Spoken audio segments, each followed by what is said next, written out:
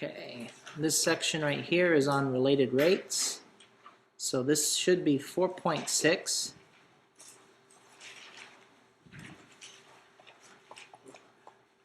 Related rates.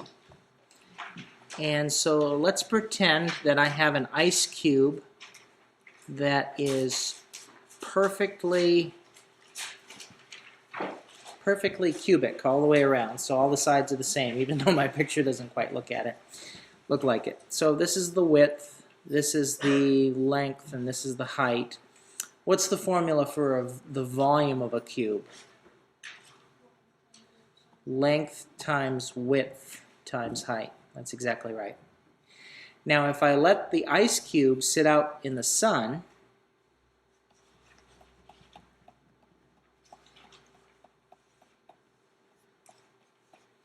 what's going to happen to the ice cube?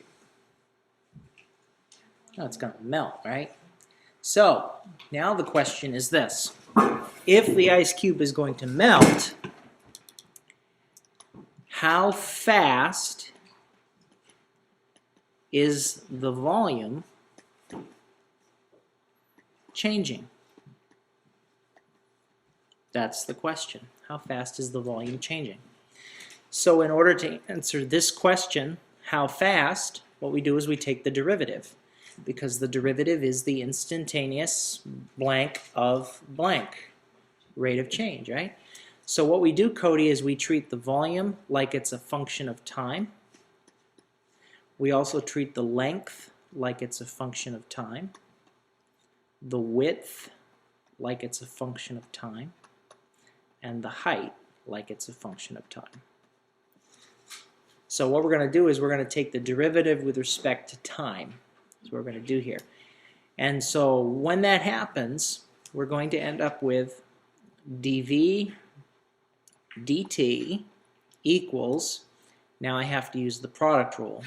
And so the way that this will turn out is this will turn out to be d length dt times width times height plus length times d width dt times height plus length times width times dh dt. And this is the equation that tells me how fast the volume is changing with respect to time. All of these things, Jacob, these are all called related rates, because how fast the width is changing with respect to time is related in the equation to how fast the length is changing, and that's related to how fast the height is changing. They're all interconnected. They're all interconnected, and that's what it means to be a related rate. Okay? So the differentiation, by the way, when I took the derivative, did I do a new kind of derivative here? No, I just used the old-fashioned what rule here? Product rule, and I used a little bit of implicit differentiation because I actually have 4 variables. I have v, which is the dependent variable, volume, and I have 3 independent variables, length, width, and height, and I differentiate it. Okay? Does that make sense? Okay? So let's tackle this from another point of view. Here's Bob. Bob is 1,000 feet above the ground. 1,000 feet above the ground. So that's Bob. Here's Sam. And Sam is looking up and he's seeing Bob, and unfortunately for Bob, he's falling. Okay? Now Sam is 6 feet tall. And he's looking at Bob at an angle measure called theta. And Sam is about 500 feet away from being beneath Bob. Okay? Now I know that Bob is falling at a velocity of, let's say, 100 feet per second, and this is going to be at t equals 1 second. At t equals 1 second. So that's how fast he's falling. Now, as Bob falls towards the Earth, what is changing here in the whole problem? What distances or lengths are changing here as Bob's falling? Yes, his height above the surface of the Earth is definitely changing. And from the figure that I've drawn with Sam and Bob, there's also an angle here, isn't it? And the angle has to be changing too, right? The angle has to be getting smaller. So what we need to do is we need to figure out how fast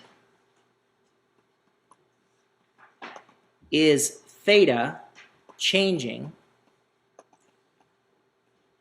at t equals 1 second. That's the question we want to ask. What's not changing, by the way? What'd you say? Great. Sam's not running towards Bob. He's just kind of standing. Yeah, oh, Bob's falling. Ah! He's not running to Bob. He's not running towards him to save him. So Sam's probably not a very good friend. But the distance of 500 feet is not changing. So what I end up doing here, Jacob, is I end up saying that the tangent of theta is equal to the opposite side, which I'm just going to call y, over the adjacent side, which I'm just going to call x. And does that make sense? The equation. Okay. Now, I know that everything starts off, he's about 1,000 feet above the ground at this t. I didn't say this before. He should be 1,000 feet above the ground at t equals 1 second. And he's falling at a velocity of 100 feet per second at t equals 1 second. So what we're going to do now is we're going to differentiate this with respect to time, which means theta is a function of time, y is a function of time, x is a function of time. Okay, does that make sense? So these are all related rates, how fast we're going to go. All right, so I have the equation tangent of theta is equal to y over x. So now I differentiate. Derivative of tangent theta is secant squared theta d theta dt equals, now I'm going to have to use the quotient rule. So I draw my quotient. Low d high minus high d low, all over low, and that just turns out to be x dy dt minus y dx dt all over x squared. And that's equal to secant squared theta d theta dt. Any questions on that? Does that make sense, or is there anything you'd like me to go over on how I got something? So far, so good? Okay. Now remember, these are all related rates, so we have to go back to the problem. Okay. So Zach, why, if remember how fast Bob was falling? What was Bob's velocity? 100 feet per second. And that actually should be negative because he's going downward. So that means that dy dt is equal to negative 100 feet per second. Does anybody know what dx dt should equal? Now, x is the position how far Sam is away from Bob. And the question was, as Bob fell, was that changing? It wasn't. So what should dx dt be? 0. Should be the number 0. That's exactly right. Yes? Is dy dt changing as you fall? Yep, and I put a negative there because he's going down. So that's that. What is the x value equal to here in the problem? Well, it's still what? Still 500 feet, right? Because Sam's not running towards Bob.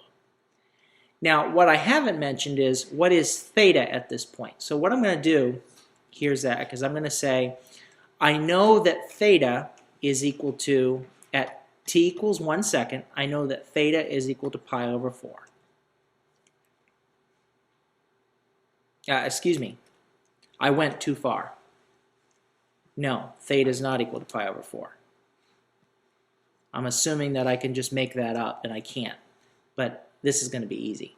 Theta is equal to the tangent inverse of 1,000 feet divided by 500 feet. Take your calculator real quick and tell me what the tangent inverse of 1,000 feet divided by 500 feet is. And make sure it's in radians too.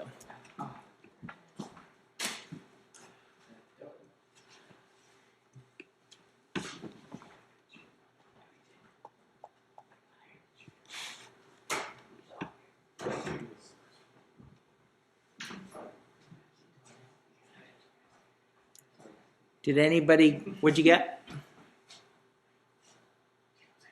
1.50794. Yeah. Nope. What'd you get? 1.107. You did 1,000 oh. Give me a second. I hit the wrong button. I'm sorry. Okay. That's okay. I need to make mistakes too. Okay. 1.107148718. Now, do you see that what I have to do next is I have to plug that value into secant squared. But we don't have a secant squared on the calculator. But that's okay, because what is secant squared, or what is secant equal to anyways? 1 divided by cosine. So what we're going to do is we're going to take the cosine of this value. So cosine of that value. So I'm just going to do cosine answer. I'm going to reciprocate it, and then I'm just going to square it. And I get the number 5. So this turns out to be the number 5. Now, does everybody see that I can pretty much now plug in all the values, except there's one value that I don't have yet? And what is that value that I don't have? D theta dt. But that's okay, Cody, because that's what I want to find anyways. So I know that, make sure I say this all right, x dy dt. So this is equal to 5 d theta dt equals 500 times negative 1,000 feet per second divided by 500 squared. That divides away. And so d theta dt is going to equal to negative 2/5 radians per second. And so that is how fast that theta is changing with respect to time. Should be. Say that again? This is negative 1,000 feet per second. I'm assuming I plugged in everything correctly. And now I know how fast theta is changing with respect to time. Where did you get the radians from? Where did I get the radians from? Yeah. The 5? Is that what you mean? Or you mean this right here? Yeah, where the feet go, you just drop down? Well, this right here is what was that value again? That was secant squared theta. And so this is feet per second. And so in the units right here, this is 500 feet down here because the square canceled out. So this unit of feet divides out with this unit of feet. This is a radian unit right here. So that's where I get that from. Does that make sense? And that's only at 1 second. That's only at 1 second. That's exactly right. Yes. All right. So what we need to do now is we just need to practice with different related rates questions. That's what we need to do. So let's go ahead. Let's go to 4.6, related rates. Whoop. Open this up.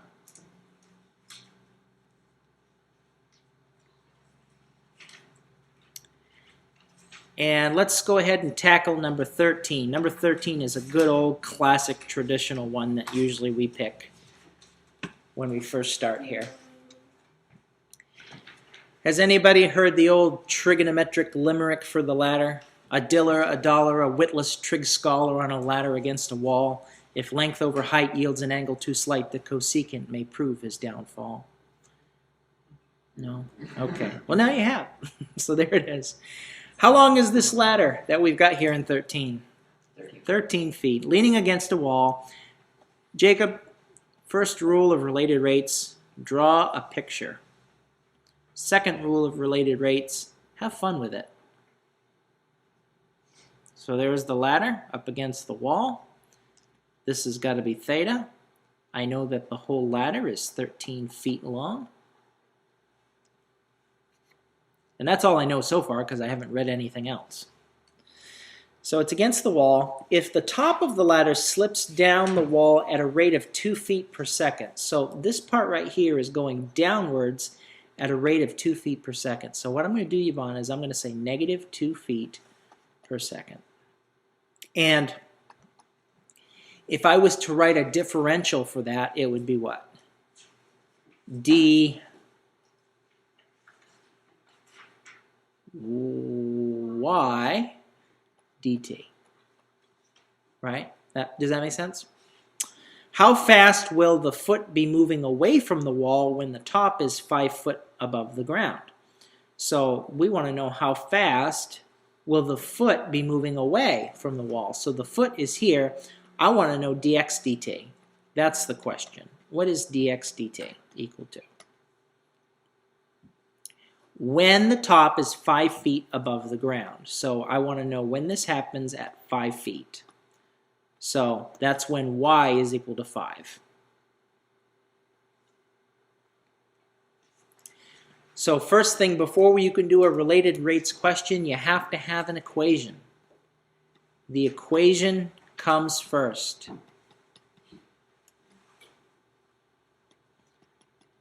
So how can I set up an equation here for this problem? I'm going to call this x.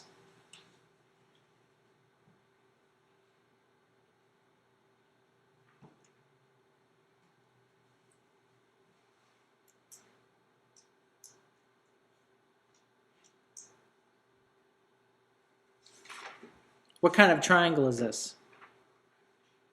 Right triangle? So there's a pretty good chance that x squared plus y squared is equal to the hypotenuse squared.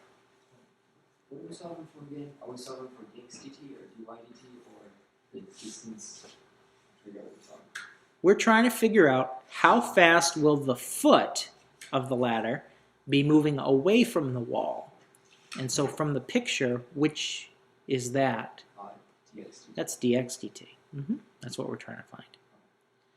So let's differentiate this implicitly. Remember, x is a function of t, y is a function of t, h is a function of t. So how do I differentiate this? Implicitly. What would the first part be here when I take the derivative of this? 2x dx dt plus 2y dy dt equals 2h dh dt. Yes. And do you see that the 2's can just divide out? We don't even need the 2's.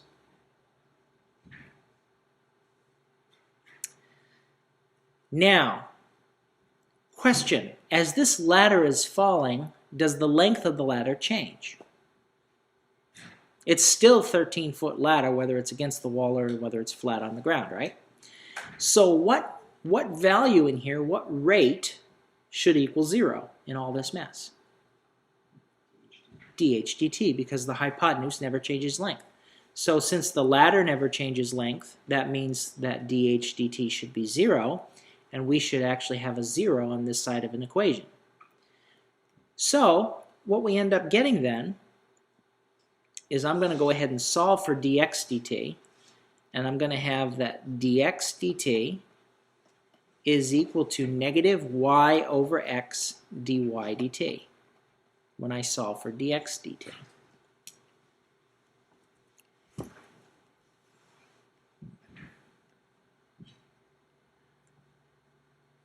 So far, so good? What values here? Now, I definitely don't have dx dt, but there's something else that I don't have. I don't have x. Can we find x? Yes. Now, how do we find x? Pythagorean theorem. We already know the hypotenuse is 13, so this will be 13 squared, which is 169. We know that y is 5, so that's 25. So 169 minus 25 is what?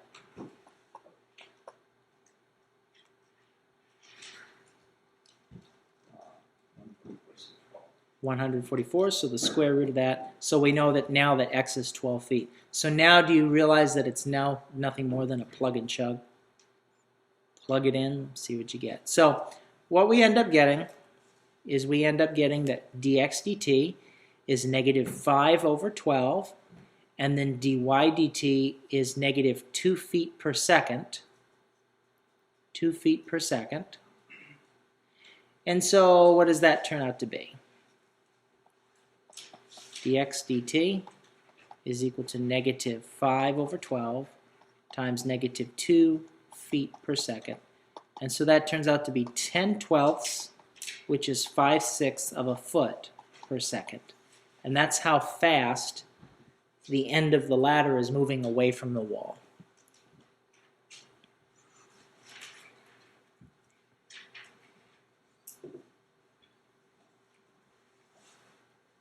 Does that make sense? Cody, it's all about the equation. Once you find the equation, all you have to do is implicitly differentiate it. Okay? Yes, sir? How would you know to use the Pythagorean theorem to find the equation? Because it's a right triangle. That's an excellent question, and there will be times when you'll try one equation because the picture will say you should use this equation, but that won't be the right road to take. Then you have to go back and you have to say, okay, that failed, so what else can I do? I could have said tangent of theta is equal to y over x and not be wrong, right?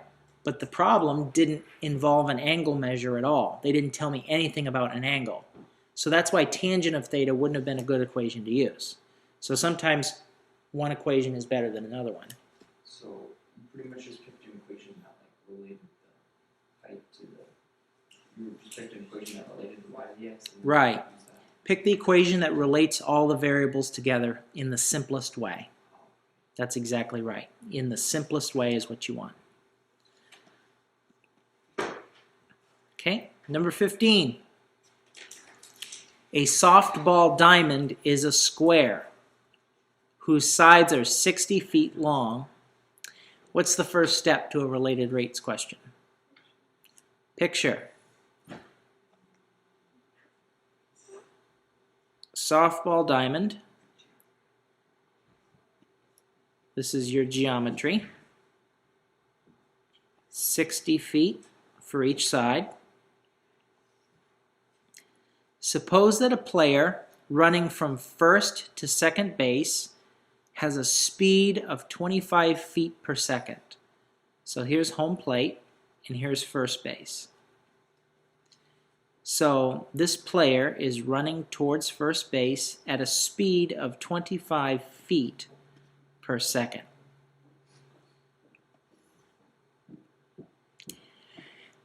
At the instant when she is 10 feet from second base. Let's see, suppose that a player running from first to second. I don't know what I'm doing. Here we go, first to second. There we go. So this is 25 feet per second. And we know that she's 10 feet away from second base.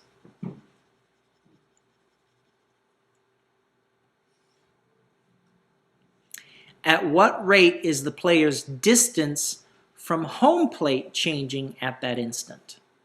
So she's here. I'm going to put that in a different color. So she's here. How fast is her distance from home plate changing? So that's this value here.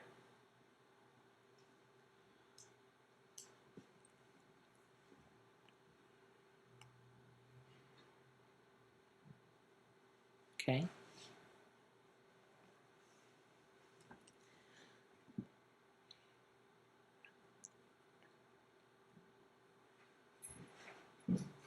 The way that we have the picture drawn, does that make sense to you?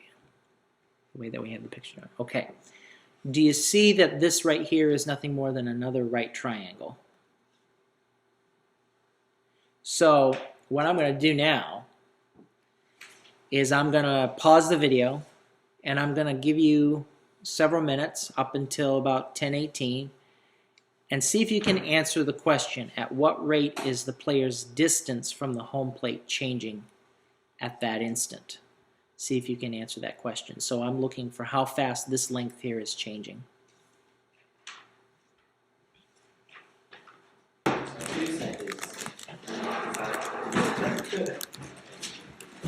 Give me that. And two of them we already did. I think I did number, well, we did number 15, right? Yeah. And what else did I do? We just did number 13, and we already did number 13. Yeah, 13. Okay, so those are the two you've already done. So the homework tonight is just 10 through 20 all. And that's pretty much the essence of related rates. It's implicit differentiation used practically. They seem like the problems like we did last year. Yeah. With a few other steps. There's a couple other steps, yes. And again, you remember last year, does anybody remember me saying in pre-calculus that pre-calculus was like a smorgasbord? We had a lot of everything. That's one of the things that makes it just so frustrating, is because calculus is just so encompassing. It covers so much. That's why pre-calculus is pretty much a smash of everything. A little bit here, a little bit there. We're jumping all over the place. Okay. And that is it. So I guess I will finish the video here. God bless you and have a good day.